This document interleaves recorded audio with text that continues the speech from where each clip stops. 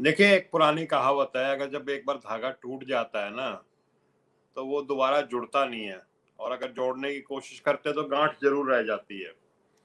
लेकिन जो चाचा-भतीजे का मामला है, उसमें जो बेसिकली तो ये अहम की लड़ाई है, और दोनों तरफ से अहम को महत्व दिया जा रहा है।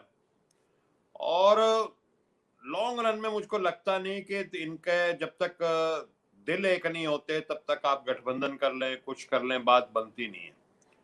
और जिस तरह की घटनाएं पूर्व में हो चुकी हैं और आज हो रही हैं, उसमें लगता नहीं कि इनके कभी दिल एक होंगे।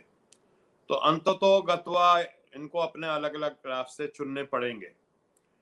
लेकिन अब भाजपा है, भाजपा तो कोई भी मौका नहीं छोड़ती दूसरे दलों को कमज़ोर करने का।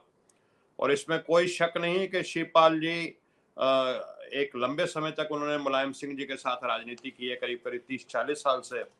और उसके चलते जो पार्टी का, समाजवादी पार्टी का जो संगठन है, उसके हर जिले के कार्यकर्ताओं का उनसे अच्छा समन्वय रहा है, उनके संबंध हैं, उनके पिछले 30-40 सालों में शिवपाल जी ने काम किए हैं। तो शिवपाल जी, इसमें कोई शक नहीं कि एक शक्तिशाली नेता हैं, उनका एक नेटवर्क है पूरे उत्तर प्रदेश में। तो इन सब चीज़ों के लिए, वो पावरफुल होने के लिए अखिलेश को डैमेज पहुंचाएंगे, ये भी पक्की बात है। लेकिन अब इसका कुछ हो नहीं सकता। और जहां तक शिवपाल जी की बात है, वो लगातार संदेश दे रहे हैं, मतलब इशारे कर रहे हैं कि वो बीजेपी में जा रहे हैं। और बीजेपी में मैं समझता हूँ कुछ मंथन चल रहा होगा कि उनको कैसे एडजस्ट किया जाए, कहाँ एडजस्ट किया जाए, उनको कैसे उनका उपयोग, सदुपयोग या जो भी दुरुपयोग किया जाए, जिससे समाजवादी पार्टी को ज्यादा से ज्यादा नुकसान पहुंचे। तो एक चर्चा ये भी है कि आजमगढ़ की जो सीट खाली हुई है, और जिस सीट का नाम अखिलेश से जुड़ा हुआ है, वहां पे उनको भारतीय जनता पार्टी अपना कैंडिडेट बना दे, वहां से कैंडिडेट बना करके उनको खड़ा करें। और वहां अगर शिवपाल कामयाब हो जाते हैं बीजेपी के समर्थन से, तो एक बहुत बड़ा झटका लगेगा ये अखिलेश को। तो इस तरह की योजनाएं चल रही हैं। लेकिन भारतीय जनता पार्टी में काफी लोग ऐसे हैं जो इस चीज को पसंद नहीं कर रहे। केशव प्रसाद मौर्य जी ने भी बयान दिया है कि भाई भारतीय जनता पार्टी में अभी कोई वैकेंसी नहीं है इनके लिए। तो ये सारी चीजें देखते हुए जो आगे का क्या होगा, कोई कुछ साफ कह नहीं सकता।